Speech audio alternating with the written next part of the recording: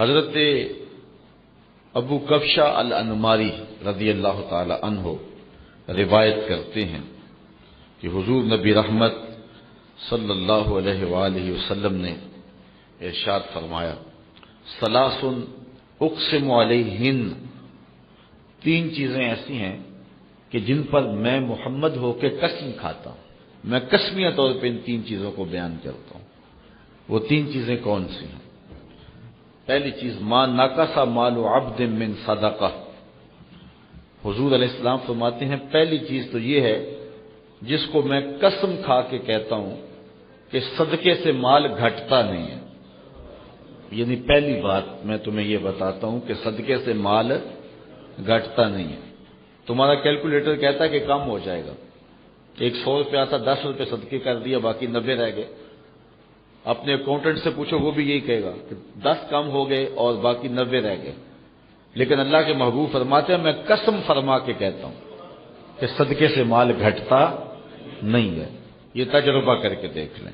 دوسری بات، ولا ظلم عبد مظلمۃ صبر علیہا الا زادہ اللہ عز وجل عزہ، جب کسی پہ کوئی شخص ظلم کرے اور وہ اس پہ صبر کرے تو حضور فرماتے ہیں میں قسم کھا کے کہتا ہوں کہ اس کی عزت میں اضافہ ہوگا۔ اگر اس نے صبر کر لیا، لوگ کہیں گے لو یہ تو دب گیا، اور اپنی ناک بچانے کے لیے پھر چل پڑا اور لڑائی کا بازار گرم ہو گیا اور سال ہا سال مقدمہ بازی رہی، جنگ و جدل رہا، دونوں طرف سے جو ہے عجیب الجھاؤ رہا، تو اپنی ناک بچانے کے لیے، آبرو کے لیے ایسا کیا نہیں، اس نے صبر کیا، ٹھیک ہے اس نے جو کیا اس نے کر لیا۔ حضور فرماتے ہیں میں قسم کر کے کہتا ہوں کہ اس کی عزت میں کمی نہیں ہوگی، اس صبر کرنے کی برکت سے اللہ تعالیٰ اس کی عزت میں اضافہ فرمائے گا۔ تیسری بات، حضور علیہ السلام نے ارشاد فرمایا ولا فتح عبد باب مسألۃ الا فتح اللہ علیہ باب فقر، اگر کسی شخص نے سوال کا دروازہ کھول لیا، مانگنا شروع کر دیا، تو حضور فرماتے ہیں کہ میں قسم کھا کے کہتا ہوں کہ اس نے محتاجی کا دروازہ کھول لیا، یعنی ساری زندگی اس کا فقر ختم۔ آپ دیکھتے ہیں جو مانگنا شروع کر دیتے ہیں ساری زندگی پھر مانگتے ہی رہتے ہیں، ان کی ضروریات پوری نہیں ہوتی۔ حالانکہ جو مانگنے والے ہیں بعض کا اتنا مانگ لیتے ہیں کہ عام مزدور اور عام شخص بھی اتنی کمائی نہیں کرتا، وہ جو ہے مانگ مانگ کے اکٹھا کر لیتے ہیں، لیکن ان کی محتاجی ختم نہیں ہوتی۔ یہ اللہ کے محبوب نے قسم فرما کے کہا ہے۔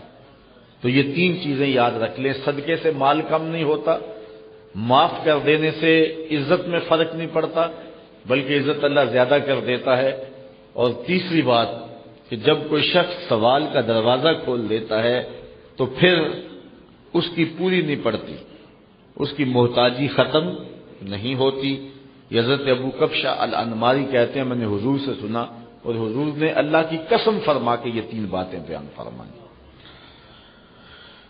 حضرت ابو ہریرہ رضی اللہ تعالی عنہ، وہ تو آپ جانتے ہیں کہ یہ ہر ویلے حضور کے پاس ہی رہتے تھے رضی اللہ تعالی عنہ، تو انہوں نے حضور علیہ السلام سے یہ روایت کی ہے، حضور نے ارشاد فرمایا ثلاث دعوات یستجاب لہن لا شک فیہن، تین دعائیں ایسی ہیں جو کسی صورت میں رد ہی نہیں ہوتی اور اس میں کوئی شک بھی نہیں ہے، ہر صورت میں قبول ہوتی ہیں۔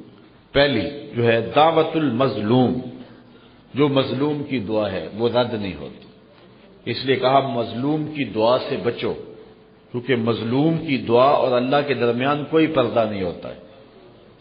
ودعوت المسافر، اور مسافر کی دعا جو واپس پہنچنے سے قبل کرے۔ ودعوت الوالد لوالدہ، اور والد کی دعا اپنی اولاد کے لیے، اپنے بیٹے کے لیے۔ یہ تین دعائیں ایسی ہیں جو رد نہیں ہوتی، اللہ اپنے کرم سے انہیں قبول فرماتا ہے۔ حضرت علی المرتضی رضی اللہ تعالی عنہ روایت فرماتے ہیں ثلاث لیس لأحد من الناس فیہن رخصہ، تین چیزیں ایسی ہیں جن سے کسی کو بھی چھٹی نہیں ہے۔ تین چیزیں ایسی ہیں جن سے کسی شخص کو بھی چھٹی نہیں ہے، رخصت نہیں ہے کہ چلو اسے معاف کر دیں، اسے معاف کر دیں۔ کئی صورتوں کے اندر عورتوں کے اوپر مخصوص ایام میں نماز روزے کی چھٹی ہے۔ مرد بوڑھا ہو جائے اور نہ جا سکے، بڑائی، بیماری یا مرض یا سفر ہو تو جمعے کی چھٹی ہے۔ اس طرح شیخ فانی کے لیے روزے کی چھٹی ہے، رخصت ہے۔ لیکن فرمایا کہ تین چیزیں ایسی ہیں کہ ان میں رخصت نہیں ہے، چھٹی نہیں ہے۔ پہلی، بر الوالدین مسلمن کان او کافرن، والدین کے ساتھ اس نے سلوک کرنا، چاہے مومن ہو چاہے کافر ہو۔ والدین کافر بھی ہوں تو ان کے ساتھ بھی اس نے سلوک کیا جائے گا۔ یہ وہ عمل ہے جس میں چھٹی اور رخصت نہیں ہے۔ بندہ کہے کہ میرا والد، میری والدہ وہ کافرہ ہیں یا کافر ہیں، جس طرح کہ حضور سے صحابہ نے پوچھا۔ آج کل تو ہمارے ہاں یہ مسئلہ نہیں ہے، لیکن ادھر یہ مسائل بہت سارے تھے، بالخصوص اس زمانے میں۔ تو کہا کہ ان کے ساتھ ہر صورت کے اندر بر یعنی نیکی کرنی ہے۔ دوسرا، والوفاء بالعہد لمسلم کان او کافرا، دوسرا عہد کا پورا کرنا، وہ چاہے مسلمان سے کیا ہو چاہے کافر سے کیا ہو، وہ عہد نہیں توڑ سکتے ہیں، جو بھی صورتحال ہو، وہ کافر بھی ہو، عہد کی پاسداری کرنی ہے۔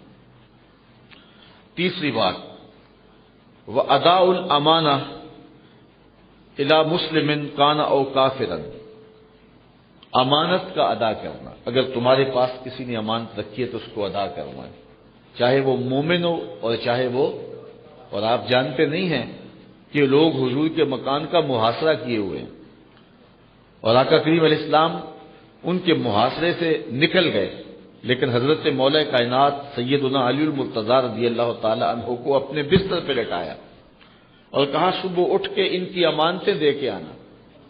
وہ خون کے پیاسے ہیں، لیکن حضور کو خیال ہے کہ ان کی امانتیں ضائع نہ ہوں۔ اچھا، کسی نے حضرت علی المرتضیٰ سے پوچھا کہ تمہیں پھر نیند آ گئی تھی؟ حضور کے گمان میں وہ تمہیں بھی تو نقصان پہنچا سکتے تھے، انہیں تو نہیں پتا کہ پردے میں کون لیٹا ہوا ہے، تو وہ تمہیں بھی تو نقصان پہنچا سکتے تھے، تو تم سو گئے تھے، حضور نے تمہیں کہا کہ امانتیں دے کے آنا، تو رات پھر بڑی مشکل گزری ہوگی۔ حضرت مولا کائنات فرمانے لگے ڈٹ کے سویا تھا۔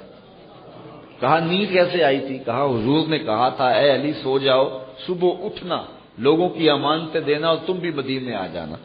مجھے یقین تھا کہ میں اٹھوں گا بھی، امانتیں بھی واپس کروں گا اور خیریت سے مدینے بھی پہنچوں گا۔ مجھے حضور کے فرمان پہ اتنا یقین تھا۔ اللہ اکبر۔ تو حضور علیہ الصلوۃ والسلام نے فرمایا کہ یہ تین چیزیں ہیں کہ جن کی رخصت نہیں ہے۔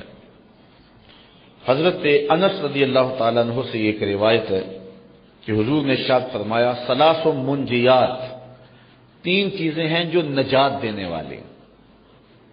جو شخص ان تین چیزوں کو اپنائے گا وہ نجات پائے گا۔ پہلی چیز خشیت اللہ تعالی فی السر والعلانیہ، اللہ سے ڈرنا، چاہے وہ تم لوگوں کے سامنے ہو چاہے تم پوشیدہ بیٹھے ہوئے ہو۔ سر و اعلان میں، مخفی اور ظاہر، ہر صورت میں اللہ کا ڈر۔ والعدل فی الرضاء والغضب، اور غصے میں اور خوشی کے موقع پہ عدل و انصاف کرنا، کسی موقع پہ بھی عدل کا دامن نہ چھوڑنا۔ کسی شخص پہ غصہ ہے اور آپ جو ہیں وہ پرے پنچایت کے اندر 5 بنا دیے گئے ہیں، تو آپ اس کے خلاف فیصلہ دیتے ہیں، تو یہ غضب کی وجہ سے آپ نے عدل کو چھوڑا۔ اور کوئی شخص آپ کا بہت زیادہ محبت کرنے والا ہے اور آپ نے اس کی محبت کی وجہ سے اس کے حق میں فیصلہ دے دیا، تو یہ بھی جو ہے وہ زیادتی ہے۔ خوشی ہو غم ہو، کسی پہ غصہ ہو کسی پہ خوشی ہو، ہر صورت کے اندر عدل کے دامن کو نہ چھوڑنا۔ اور حضور علیہ السلام نے اس بات کو اس انداز کے ساتھ اپنے دین میں جاری کیا۔ ایک قبیلے کی خاتون جس کا نام فاطمہ تھا، اس نے چوری کر لی۔ لوگوں نے کہا نیا نیا اسلام لایا یہ قبیلہ، تو اگر اس خاتون کے ہاتھ کاٹ دیے گئے تو کہیں اسلام سے منحرف ہی نہ ہو جائیں۔ تو حضور کی خدمت کے اندر حضرت زید بن حارثہ رضی اللہ تعالی عنہ کے ذریعے سے انہوں نے عرض کی کہ حضور ذرا ان کے لیے تھوڑی سی نرمی کر لی جائے، رخصت دے دی جائے۔ اور صحابہ جو کچھ کہہ رہے تھے ایک اچھے جذبے سے کہہ رہے تھے۔ آقا کریم علیہ السلام نے فرمایا بلال لوگوں کو منادی کر دو اور ممبر بچھا دو۔ ممبر بچھ گیا، منادی کر دی گئی، لوگ جمع ہو گئے۔ فرمایا تم سے پہلے لوگ اسی لیے ہلاک ہوئے کہ جب ان میں سے کوئی اہم شخص گناہ کرتا تو اس سے نرمی کر لی جاتی اس پر، اور جب کوئی غریب آدمی کوئی گناہ کرتا تو اس پر سزا نافذ کر دی جاتی۔ فرمایا میری شریعت میں ایسا نہیں ہوگا، بلکہ حضور نے ایک تاریخی جملہ ارشاد فرمایا لو سرقت فاطمہ بنت محمد لقطع محمد یدہ، کہا یہ تو فاطمہ قبیلہ اسود کی بیٹی ہے، اگر میری بیٹی فاطمہ بھی چوری کرتی میں اس کا بھی ہاتھ کاٹتا۔ یہ حضور علیہ الصلوۃ والسلام نے عدل و انصاف اور ضابطوں کی پابندی کا حکم دیا۔ والقسط فی الفقر والغنا، اور تیسری بات کہ فقر ہو یا غنا ہو، دونوں صورتوں کے اندر میانہ روی اختیار کرنا، یہ تین چیزیں جس کے پاس ہوں، حضور فرمایا کہ یہ تین چیزیں نجات دینے والی ہیں۔ خشیت اللہ فی السر والعلانیہ، یہ دنیا اور آخرت کے اندر بندے کے لیے بہتری کی ضمانت ہے، اللہ سے ڈرے گا تو آخرت ٹھیک ہو جائے گی۔ والعدل فی الرضا والغضب، اس سے معاشرے کے اندر جو ہے وہ بہتری پیدا ہوگی۔ والقصد فی الفقر والغنا، اور اس کے اندر انسان کی اپنی نجی اور خان کی زندگی کے اندر جو ہے وہ جمال پیدا ہوگا، مشکل میں نہیں پڑے گا، ہر حالت کے اندر جو ہے وہ میانہ روی کو جو ہے وہ برقرار رکھے۔ تو ان تین فرامین کے اندر جو ہے وہ ہماری آخرت، ہماری معاشرت اور ہماری نجی زندگی، ان تینوں کے لیے روشنی موجود ہے، اور آخرت کی بہتری تو ساتھ ساتھ ہے ہی۔ حضرت انس رضی اللہ تعالی عنہ سے ہی یہ روایت ہے، حضور نے ارشاد فرمایا ثلاث من کن فیہ فہو منافق وان صام وصلی وحج واعتمر، حضور نے فرمایا جس میں تین چیزیں ہیں وہ پکا منافق ہے، اگرچہ نماز پڑھے، روزہ رکھے، حج کرے اور عمرے کو جائے، جو مرضی کرے، لیکن وہ منافق ہے۔ یہاں منافق اعتقادی مراد نہیں ہے، عملی نفاق مراد ہے۔ وقال انی مسلم، اور ساتھ یہ کہے بھی کہ میں تو مسلمان ہوں، میں تو حضور کا غلام ہوں، یہ کہتا بھی رہے اور نماز بھی پڑھے، روزہ بھی رکھے، حج بھی نہ چھوڑے، ہر سال عمرہ بھی کرے، لیکن فرمایا کہ تین اگر اس کے اندر چیزیں ہیں تو وہ منافق ہے۔ پہلی چیز اذا حدث کذب، جب بولے تو جھوٹ بولے۔ حضور نے فرمایا صلی اللہ علیہ وسلم نے، جب کوئی شخص جھوٹ بولتا ہے تو اس کے منہ سے بدبو نکلتی ہے، اور اس کی وجہ سے رحمت کے فرشتے ایک ایک میل دور چلے جاتے ہیں۔ اللہ اکبر۔ وَإِذَا وَعَدَ أَخْلَفَ، اور دوسری بات جب وہ وعدہ کرے تو وعدہ توڑ دے، وعدہ خلاف کرے۔ وَإِذَا اؤْتُمِنَ خَانَ، اور تیسری بات جب اس کے پاس امانت رکھی جائے تو اس میں خیانت کرے، امانت میں خیانت کرے، وعدہ خلافی کرے اور بولے تو جھوٹ بولے۔ جس شخص میں یہ تین بری خصلتیں پائی جائیں، وہ روزہ رکھتا ہے، نماز پڑھتا ہے، حج کرتا ہے، عمرہ کرتا ہے اور بار بار اپنے مسلمان ہونے کا اعلان کرتا ہے، تو حضور نے فرمایا کہ وہ شخص منافق ہے۔ حضرت مولا کائنات سیدنا علی المرتضیٰ رضی اللہ تعالی عنہ سے روایت ہے کہ حضور علیہ السلام نے ارشاد فرمایا ثلاث لا تؤخروہن، تین چیزوں کو کبھی بھی مؤخر نہ کرنا، تین چیزوں میں کبھی بھی دیر نہ کرنا۔ پہلی چیز الصلاۃ اذا اتت، جب نماز آ جائے تو فوراً ادا کر لو۔ والجنازۃ اذا حضرت، اور جب جنازہ حاضر ہو جائے تو فوراً نماز جنازہ پڑھ لی جائے۔ یہ میت کی تکریم ہے، میت کا اعزاز ہے کہ فوراً جنازہ پڑھا جائے۔ وہ وضو کر رہا ہے آدمی، وہ دور سے آ رہا ہے، کپڑا ہلایا جا رہا ہے کہ جلدی آ جا، اور میت جو ہے وہ پڑی ہوئی ہے، یہ جو ہے وہ اس کی تکریم کے برعکس بات ہے۔ بلکہ ہمارے ہاں ایک مسئلہ مشہور ہے کہ جو وضو جنازے کے لیے کیا جائے وہ جنازے کے بعد ٹوٹ جاتا ہے، نماز کے لیے نیا وضو کرنا چاہیے۔ یہ مسئلہ ٹھیک نہیں، اصل یوں مسئلہ نہیں ہے، مسئلہ یہ ہے کہ جنازے میں سوائے ولی میت اور امام جس نے جنازہ پڑھانا ہے، وہ بغیر وضو کے جنازہ نہیں پڑھ سکتا، دور بھی ہے تو وہ جا کے وضو کر کے آئے گا، لیکن جو دوسرے لوگ ہیں ان کے لیے جنازے کا انتظار نہیں ہوگا، نہ ہو سکتا ہے، تو وہ اگر باوضو نہیں ہیں اور پانی دور ہے، اگر وہ وضو کرنے گئے تو جنازہ نکل جائے گا، تو وہ تیمم کر سکتے ہیں. تو وہ تیمم ایک خاص وقت اور ضرورت کے لیے کیا گیا تھا. جو ہی جنازہ پڑا تو وہ تیمم ان کا ختم ہو جائے گا. تو وہ یہ ہے کہ وہ اس تیمم سے کوئی اور کام نہیں کر سکتے، اور اس کو یوں بنا لیا گیا کہ وضو والے جنازے والے وضو سے نماز نہیں ہوتی. جو وضو کیا جائے اس میں کوئی نہیں، جو تیمم وہ وقتی طور پہ کیا گیا تھا. اس لیے کہ جب جنازہ آ جائے تو اس کو رکھ کے اوروں کا انتظار کریں، یہ میت کے پروٹوکول، اس کی تکریم اور اس کے اعزاز کے خلاف ہے کہ اس کو رکھا جائے اور کسی اور کا انتظار کیا جائے. سارے آ کے اس کا انتظار کریں گا، یہ کیوں کسی کا انتظار کرے؟ تو جب جنازہ آ جائے تو پھر فوراً جنازہ پڑھ لینا چاہیے. بعض کا جو ٹائم دیا ہوا ہوتا ہے پڑھنے لگتا تو ایک بندہ بولتا جی ابھی وہ ٹھہرو ذرا 5 آدمی آ رہے ہیں، اور وہ امام ٹھہرتا تو پھر وہ دوبارہ شروع کرنے لگتا ہے، پھر ایک آواز دیتا وہ دیکھو جی ابھی کچھ لوگ وضو کر رہے ہیں. اور جو پہلے آئے ہیں وہ بےچارے جلدی میں ہوتے ہیں. بہرحال بعد میں آنے والے یا پہلے آنے والے وہ تو انتظار کر لیں گے. یہ میت کا پروٹوکول ہے کہ اس کے لیے کسی کا انتظار نہ کیا جائے، یہ اس کی تکریم ہے. اللہ تعالیٰ نے مرنے والے کو یہ تکریم دی ہے. اور تکریم کا عالم یہ دیکھیے کہ جنازے کو ایک آدمی بھی اپنی کمر پہ لاد کے لے جا سکتا تھا، لیکن 4 آدمیوں کو حکم دیا اور ان کو بھی کہا کہ کندھا بدلتے رہیں تاکہ مرنے والے کو تکریم ملتی رہے.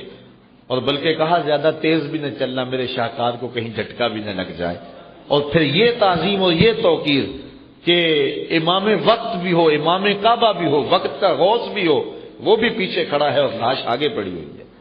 جنازے کو آگے رکھا گیا، یہ اس کا پروٹوکول ہے، یہ اس کا اعزاز ہے، یہ اس کی تکریم ہے. تو دوسری بات، جب جنازہ آ جائے تو پھر جو ہے اس میں جلدی کی جائے، تاخیر نہ کی جائے. والایم اذا وجدت کفوا، اور جب بیٹی کے لیے معقول رشتہ مل جائے تو پھر اس کے نکاح کے اندر جو ہے وہ تاخیر نہ کی جائے. یہ 6 سال 5 سال منگنیاں رہتی ہیں، نہیں، جب کوئی معقول رشتہ کف میں مل گیا تو پھر دیر نہ کی جائے، فوری نکاح کر دی جائے.